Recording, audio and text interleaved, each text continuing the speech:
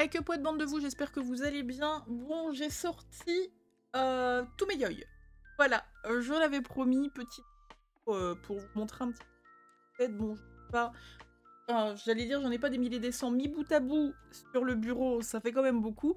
Au final, j'en ai pas beaucoup parce que j'aime bien les mangas pipou, j'aime pas trop les yaoi tape dans le fond, je suis pas ta mère, donc ça limite déjà beaucoup.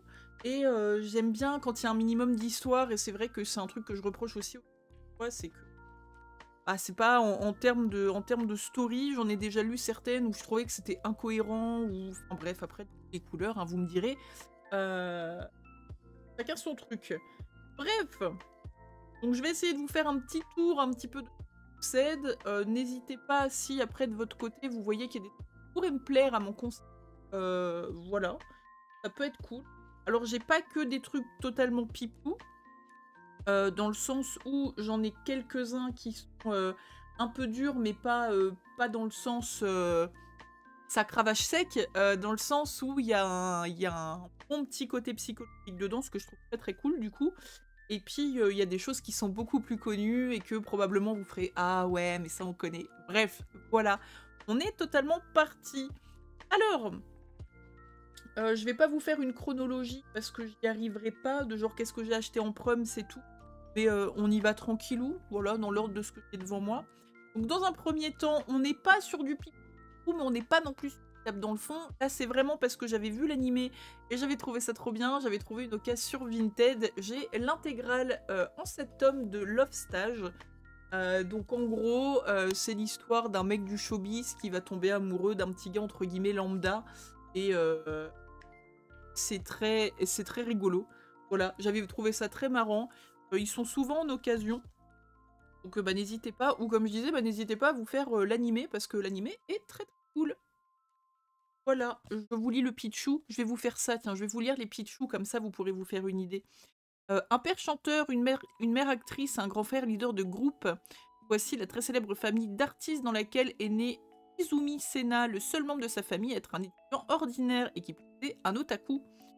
Seul intérêt est une magical girl nommée Lalalu, et il ne rêve que de devenir mangaka, mais un jour il est obligé de tourner dans une société contre sa volonté. À cette occasion, il revoit Ryoma Ishijo, une jeune et célèbre auteure avec... pardon, pas du tout, un jeune et célèbre acteur avec qui il a joué 10 ans auparavant. Eki et Zoa Tashi nous offrent un premier volume d'un manga relatant les aventures dramatiques d'une Cendrillon moderne. Voilà, donc en gros, notre héros, comme je vous disais, c'est monsieur et madame tout le monde. Il est issu d'une famille avec que des gens du show qui désespèrent et qui aimeraient bien qu'il fasse aussi partie du show. Et il va revoir du coup Ryoma.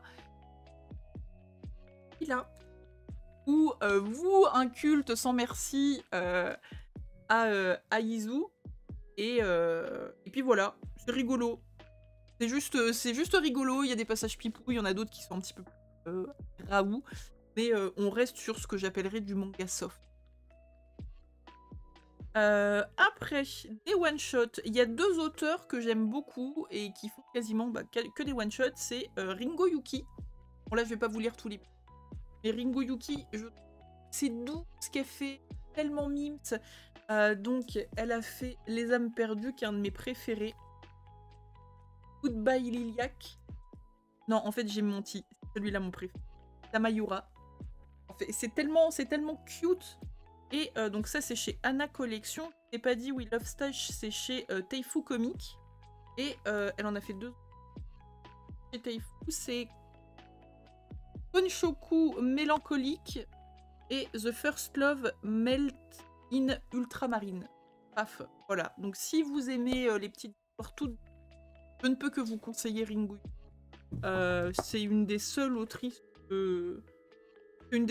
en fait de yaoi où dès que je vois qu'elle sort un truc, j'y vais. Voilà, c'est vraiment les yeux fermés. Je sais que ce sera forcément cute.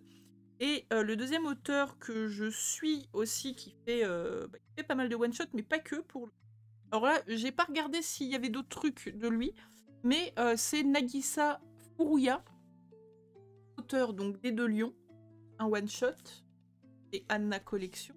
The Number Call, un one-shot, Chana Collection, et d'une série qui pour l'instant est en 2 tomes, qui est Summer. Chana Collection est très sympa. Pareil, c'est vraiment des petites histoires qui sont toutes mimi. C'est très sympa. Là, on est vraiment sur de l'over chillax, quoi. Vous êtes comme moi et que vous aimez pas trop. Enfin, en gros, si vous voulez, moi j'apparente les yaoi, il y a des shoujo.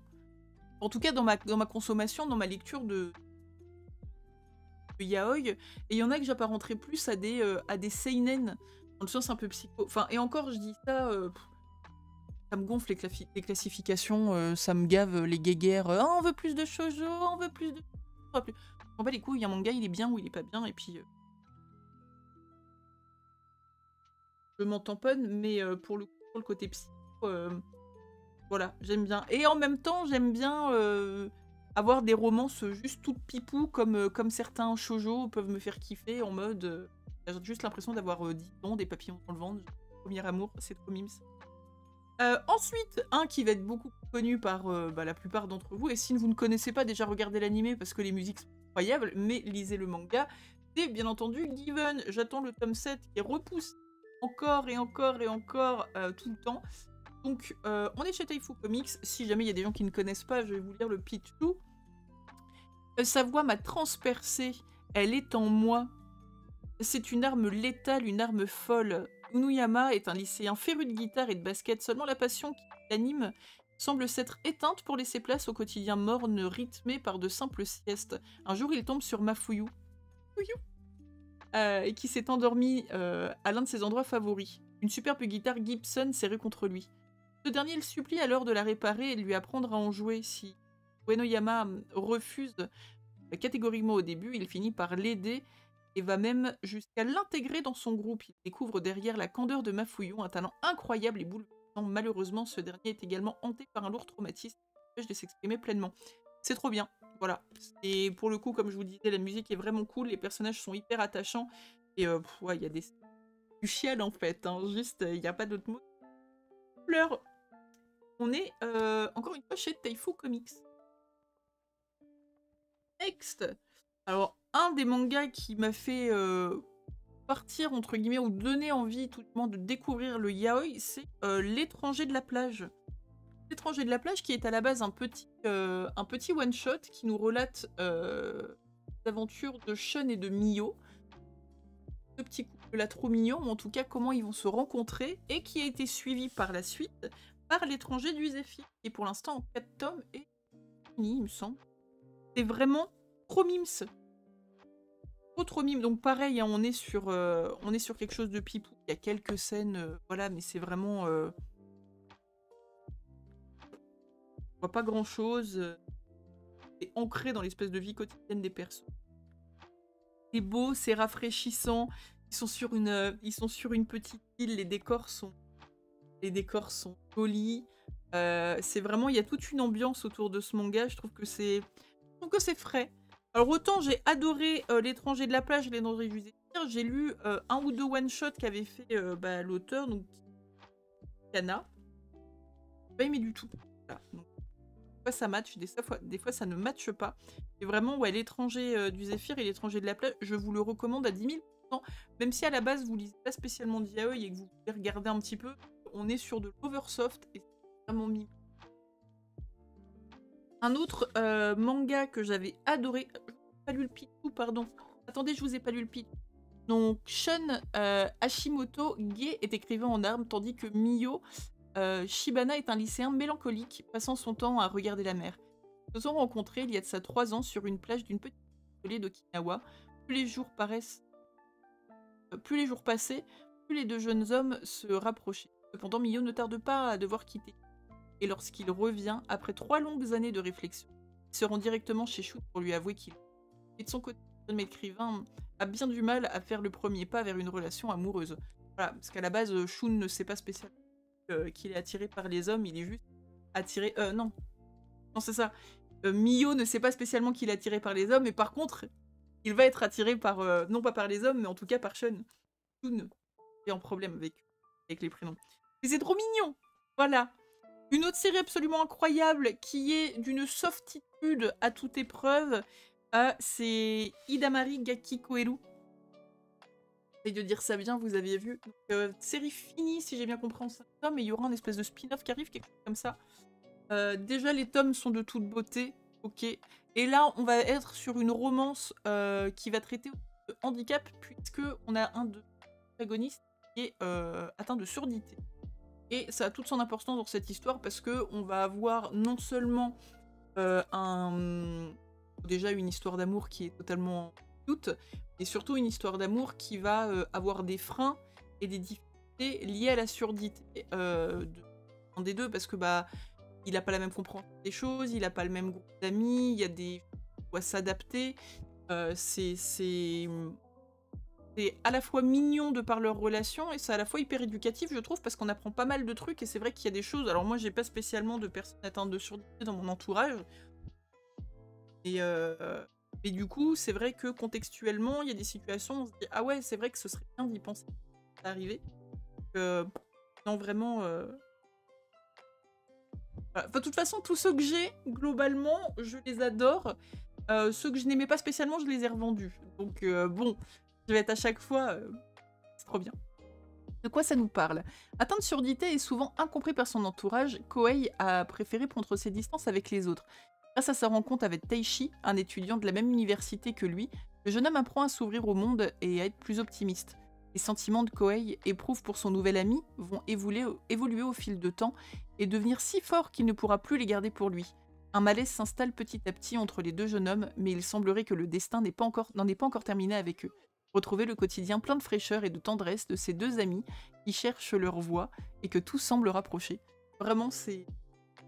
Voilà, c'est Mims. Donc on a un premier tome qui est Hidamari Gaki Koeru, et après on a... entre guillemets, enfin, c'est un peu comme l'étranger de la plage, si vous voulez. Comme si vous aviez l'étranger de la plage et après l'étranger. C'est un petit tome d'introduction. Et après, on a 1, 2, 3. Pourquoi celui-là? Ouais, c'est un peu chelou. On a le tome 1, 2, 3. Il y en a un qui n'est pas numéroté en plein milieu. Je sais pas trop ce qu'ils ont essayé de faire, mais bref, il y a 5 tomes, pardon, et c'est très très bien. Vraiment très très bien. D'ailleurs, je viens de réaliser, il y a 2 tomes. Le premier et le dernier, c'est des pavés. Pas du milieu, un petit. On va faire les... Alors, on a quelques mangas en disparate que j'avais trouvé sympa. On a plus que des amis. Hop, il y a un petit one-shot aussi. Donc voilà. Qui était plutôt sympatoche. D'ailleurs, j'ai vu que l'auteur de Plus que des amis sortait un nouveau manga, un nouveau yaoi. Là, je pense que je vais me l'acheter. Et il y avait Golden Speckle. Voilà, qui est aussi one shot, c'est les 2 seuls que j'ai. Autre série que j'ai suivie, alors pour le coup, j'étais un peu... je les avais achetés en occasion. J'ai lu le pitchou après. En fait, ça s'appelle Smell Like a Green Spirit. J'aime bien Nirvana. Moi, j'ai fait le parallèle en me disant, ouais, peut-être que ça va parler de musique et tout. Pas du tout. Voilà, absolument pas du tout. Surtout qu'il y a la face A et la face B, donc le tome A s'appelle face A, le tome B s'appelle face B, quoi. Donc je me suis dit, ouais, genre comme une cassette, ou un truc comme ça. Il y a des jeunes qui passent par ici, une cassette, c'est avant le CD, avant tout ça. OMG, oh la boumeuse. Et en fait, pas du tout. On va être sur du harcèlement scolaire et des violences d'un prof qui est un gros frustré sexuel puisqu'il est dans un mariage hyper malheureux et qui est homosexuel et qu'il l'a jamais, accepté, revendiqué, est accepté dans sa famille et du coup il s'en prend à certains de ses élèves. Ça, c'est Smell Like a Spirit. C'était hyper intéressant. Du coup, je me suis procuré le spin-off, le tome 1 du Couloir des Abîmes, qui parle de ce prof qui, à un moment donné, va fuir dans Smell Like a Green Spirit, et quand il va fuir, on va se concentrer sur les élèves, et en fait, le Couloir des Abysses va se concentrer sur bah, sur le professeur, ce qu'il va devenir, est-ce qu'il va réussir à sortir de sa dépression pardon, ou pas. J'ai mis longtemps à le lire parce que en vrai, quand on lit, Smell Like a Green Spirit, bah, en vrai, on l'aime pas ce perso. Enfin, il world des gamins, enfin des ados, il traumatise des mômes. Alors on comprend qu'il est pas bien, hein, mais enfin, au moment être pas bien, ça peut pas juste, enfin, tout excuser. Donc nope. Et quand j'ai vu que le spin-off c'était lui, en fait j'ai acheté les trois en même temps. Quand j'ai vu que le spin-off c'était lui, bah, chaud. Donc j'ai attendu un petit peu que ça glisse, que l'histoire soit digérée. Après j'ai entamé et en vrai c'était super bien et j'ai hâte que le tome 2 sorte. Donc je ne sais pas non plus si Saburo Nagai a fait d'autres mangas, mais en tout cas, voilà, pour le peu que du harcèlement scolaire vous intéresse. Par contre, si vous êtes sensible aux scènes de V-World, je vous déconseille parce que on en parle quand même, quoi. Là, c'est le sujet. Quoi. Alors après, une série que j'ai bien aimée aussi, mais alors attendez, c'est compliqué parce qu'on a un préquel, la série et la suite. Enfin, le spin-off. Ils aiment bien faire des trucs chelous dans les... Donc, on a 3 séries. Donc, de Yu Manaduki. Donc, le préquel s'appelle Sayonara Game, qui nous relate... Truc. En plus. Ouais, donc en gros, ça, c'est le préquel de Change World. Voilà, qui se fait en 2 tomes. Et des fois. Et on a en parallèle, dans Change World, 2 persos, enfin un couple, on suit après dans Love Nest, tome 1 et 2. C'était sympa. En fait, on suit des petits couples, c'est cool. Voilà. Dire le pitch de Change World, qui est la série donc principale. Ikuo et Yosuke sont en couple depuis 1 an et très heureux ensemble, malgré leur travail qui les empêche de se voir aussi souvent qu'ils le voudraient. Mais les choses se compliquent lorsqu'ils réalisent qu'ils ont une connaissance en commun. Ozumi, un ancien camarade de fac, qui est à présent un collègue de Ito. Et Toshige ne tarde pas à se rendre compte de sa véritable nature et de la relation entre les 2 hommes. Et la situation dégénère rapidement lorsqu'il décide de s'en mêler. Après Sayonara Game, retrouver Iko et Yusuke, oui, ça c'est quand ils étaient au lycée, enfin, plus d'un truc comme ça, obligés de faire face à de nouveaux obstacles qui se dressent sur leur chemin, leur relation sortira-t-elle indemne? Juste l'amour, ça ne suffit pas. Voilà, donc des petites relations dans le tumulte, de personnes qui viennent faire chier, hein, très clairement, parce que je me souviens très bien, le mec qui est dans Love Nest, à la base, il est juste insupportable. Moi, j'ai commencé à l'apprécier dans le spin-off, mais dans le manga proprement parlé, j'avais juste envie d'arracher les pages tellement il m'agaçait. Genre, vous savez, le petit fouille-merde, ton couple, tu sais pas qui va pas bien avant que le petit fouille-merde, il vienne te dire qu'il va pas bien. Voilà, on est dans ce genre de degré de connard. Mais bon, c'est intéressant, j'ai bien... Voilà, voilà. Et là, maintenant, nous allons entrer dans le vif du sujet, puisque nous allons rentrer dans les 3 mangas. Je dis 3, même s'il y en a un, je le découpe en plusieurs. Les 3 mangas où je me suis pris une claque, une petite claquounette dans la gueule. Alors, autant, tout ce que je vous ai présenté jusqu'ici, aise. Voilà, vous pouvez y aller, c'est soft, c'est pipou pour la plupart, en tout cas, c'est des histoires, voilà, mignonnettes. Autant, là, les 3 trucs sur quoi on va, si vous êtes OK avec, avec les scènes un peu trash, alors que ce soit du sang, de la torture, le V-World, voilà, si vous êtes OK avec les trucs un peu trashouilles, let's go. Vous pouvez tenter, c'est des pépites ces séries, vraiment j'ai trouvé ça insane. Si vous n'êtes pas du tout là-dessus, que vous avez vite du malaise ou ça vous retourne le bidou, n'allez pas là-dessus. Je vous les fais dans l'ordre de mes préférences. Donc une que j'ai découvert il y a pas longtemps, chez Daifu Comics, c'est un webtoon, pas de bêtises, les bêtises je reprendrai, mais c'est le seul que j'ai. C'est Killing Stalking. Voilà, sur des gros formats. Il y a donc 4 tomes de sortie pour le moment et j'attends le prochain. Donc on va suivre On va suivre du coup. Voilà. On va suivre l'histoire de Boom. Donc Boom Yoon, je suis désolée pour les prononciations, c'est une catastrophe, je le sais. Hein. Un jeune homme frêle et effacé donc tombe sous le charme de Sang-woo, un camarade d'université très populaire. Le hasard les amène à effectuer un service militaire ensemble dans la même caserne et l'obsession de Boom pour Sang-woo en ressort grandie. Son besoin de l'alimenter se fait de plus en plus présent. Par un après-midi comme un autre, Boom s'introduit chez lui. À cet instant, il est loin d'imaginer les conséquences que cet acte amoureux aura sur sa propre vie. En fait, ce qu'il faut se dire, c'est que on est voilà, sur un gamin qui va pas très bien dans sa vie et il a vécu des trucs familiaux absolument horribles.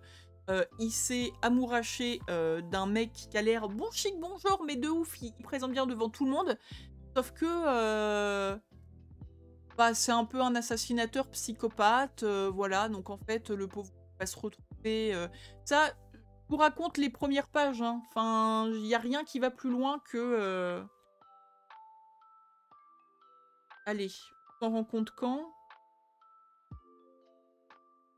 Voilà, on s'en rend compte à ça du premier tome, si vous voulez. Donc voilà. Je ne vais pas vous montrer trop d'images parce qu'il y a beaucoup de nudité, il y a de la sexuelle aussi.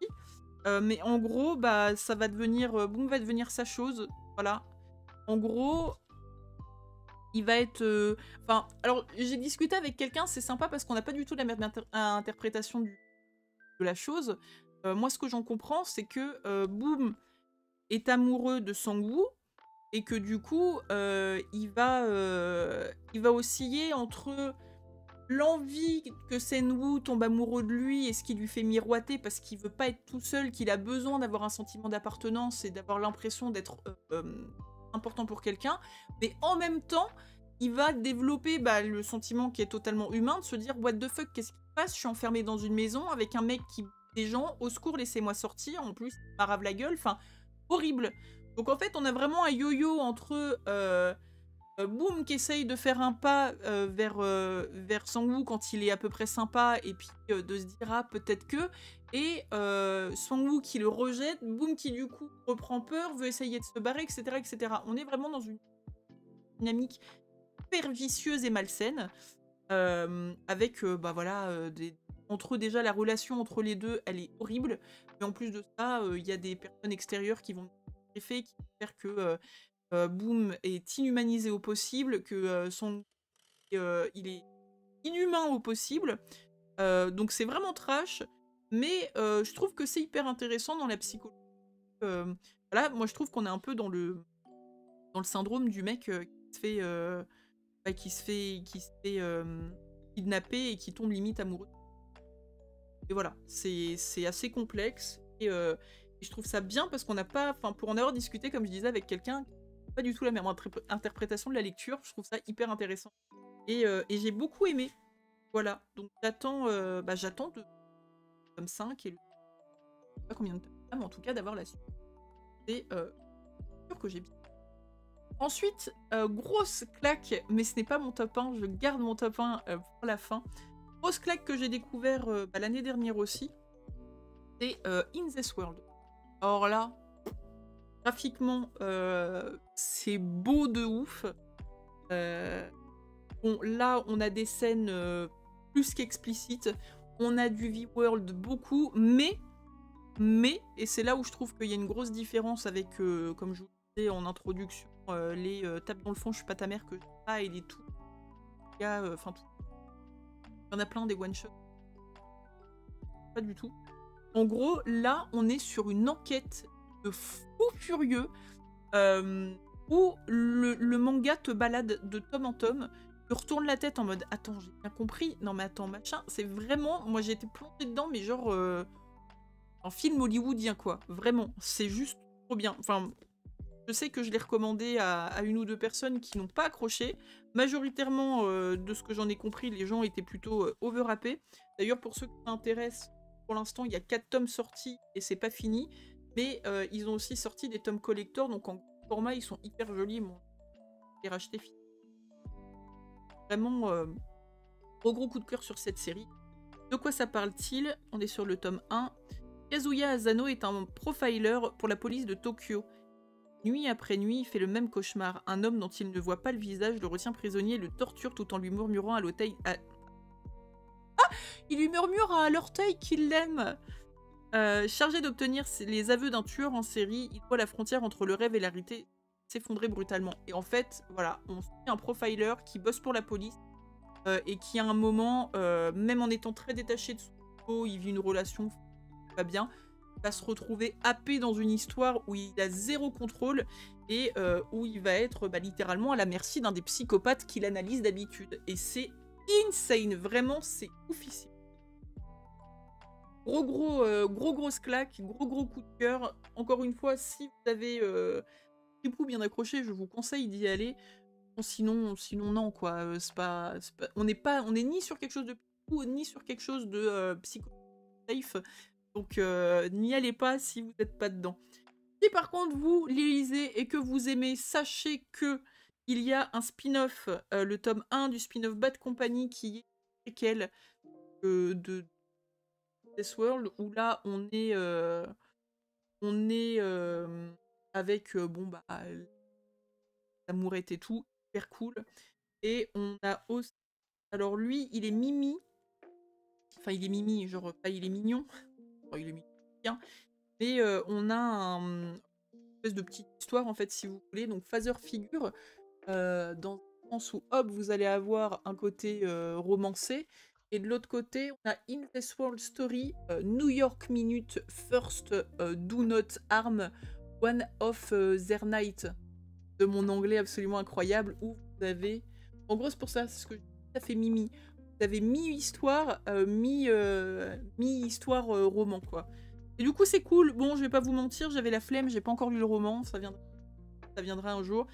Et mais voilà, c'est une petite histoire d'amour, donc pareil, du profiler qui est amouraché. Et c'est mignon, mais là, bon, pour le coup, j'avoue que celui-là, peut-être celui-là, il est pas nécessaire dans le genre. L'histoire, c'est vraiment beaucoup de fiac.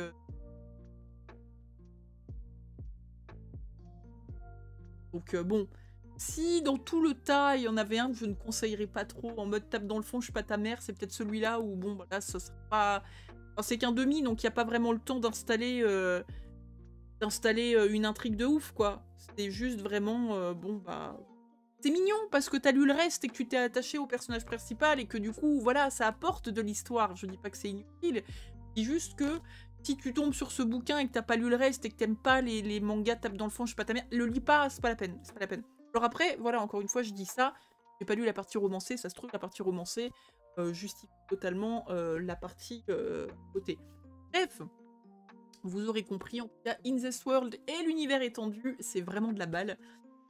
J'ai hâte les suites sortent. En top 1, alors, déjà, en top 1 parce que l'édition, elle est insane. En top 1 parce que ce n'est pas un auteur de yaoi normalement et qu'il a fait un yaoi. Et un top 1 parce que l'histoire, elle est incroyable. Alors, pour la petite histoire, j'adore cet auteur de shoujo, shonen, enfin, c'est un auteur de shoujo à la base. J'adore cet auteur et j'ai vu un jour qu'il avait fait du yaoi, enfin qu'il avait fait un yaoi. Ah ouais? Trop que je vois. Regarde les prix. Bon, fallait que je vende ma mère, mon père, mon chat, ma maison, bref, les prix au secours. Et un coup, un soir, je vais sur Le Bon Coin, je regarde un petit peu tous les mangas que je cherche et bim, je les trouve genre à 30 balles, je crois, un truc comme ça. Enfin, que dalle, ils sont en parfait état. J'étais trop contente. Je possède donc l'intégrale en 3 tomes de Sakuragari en belle édition, entre guillemets, parce qu'il y a une autre édition. Il n'y a pas la grosse les jaquettes craft. Il y a une autre édition, mais qu'elle est moins jolie. Donc, on a donc les 3 tomes. Ils sont juste sublimes. Donc, c'est Yu Watase qui fait ça. Donc, autrice de plein de shoujo, hein, Alice 19, Lui ou Rien. Un étage, hein, mais Ayashino Ceres, bien entendu. Enfin bref, plein de mangas de ouf. Et elle a fait un yaoi. Voilà. Et donc c'est un gros... Alors je vous présente quand même l'édition parce que je flex un peu, vraiment, je suis trop contente de l'avoir. Donc une grosse pochette craft et un bouquin qui est trop beau. Voilà, absolument sublime. Faudrait que je les relise. Faudrait vraiment que je les relise.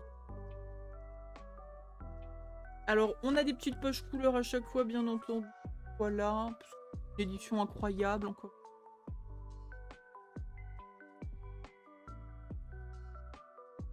Et puis voilà. En gros, de quoi ça nous parle? Et ben, ça nous parle d'un petit gars qui va faire ses études en ville. On est sur un Japon old school, hein, très old school. Il va être hébergé dans une maison où le maître des lieux, c'est un psychopathe de ouf. Enfin, c'est un psychopathe de ouf. Non, c'est quelqu'un qui va pas bien et qui se sert un petit peu de ses employés comme des jouets sexuels. Mais il y a certains de ses employés qui sont plutôt ok avec ça parce que le mec est over beau gosse et est riche et a beaucoup d'influence. Donc voilà.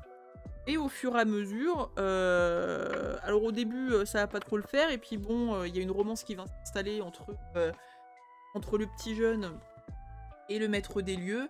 Mais bien entendu, ça ne peut pas être que ça, parce que ce serait trop facile.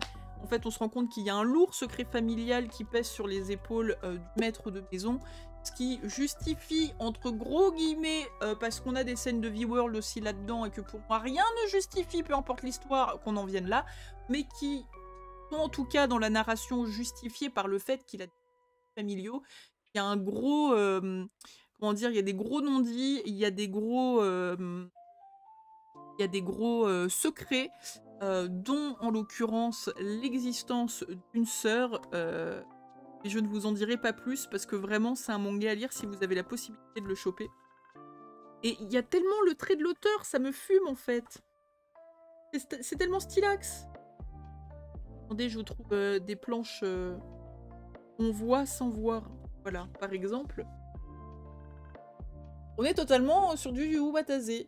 Voilà, c'est pas... En fait, le truc que j'adore dans ce manga, c'est que par rapport aux sujets qu'elle traite d'habitude, ou qui ont aussi qui ont aussi des aspects bien durs, hein, des fois, ou en tout cas compliqués. En parlant d'un yaoi, ça va être mal interprété. Excuse me, j'efface. Et en tout cas, des sujets matures et complexes. Là, on est sur une patte graphique totalement shoujo, entre guillemets, des années 80, tout ça, mais avec une histoire qui est beaucoup plus dramatique, et puis quand même assez sanglante, et puis, comme je vous disais, voilà, il y a plein de thématiques très très sombres, et puis des bails assez obscurs dans la famille, dans les comportements, dans les manipulations, etc. Mais en gardant son petit rayonné qui est totalement pipou, moi je trouve. Enfin, voilà. Ça match de ouf, mais pour moi c'est un ovni. Et vraiment, voilà, je suis... Enfin, moi si on me demandait dans tous mes yaoi lequel je voudrais garder, même si Inzesor, je trouve ça ouf, celui-là à 3000%. Voilà. Voilà. En gros, bah, je vous ai tout sorti, hein. Je crois que j'ai rien oublié. Donc voilà pour mon catalogue yaoi. Ça fait une étagère dans ma mangatech. J'ai encore un peu de place, hein. Comme je disais, si jamais il y en a parmi vous qui se disent « Oh bah tiens, je connais des trucs de cet auteur » ou « Oh bah tiens, je connais des trucs de ça » ou « Oh bah tiens », n'hésitez pas. Voilà, j'aime bien découvrir, donc je suis assez chiante en termes de yaoi, je vais pas vous mentir. Plusieurs fois on m'a conseillé des trucs,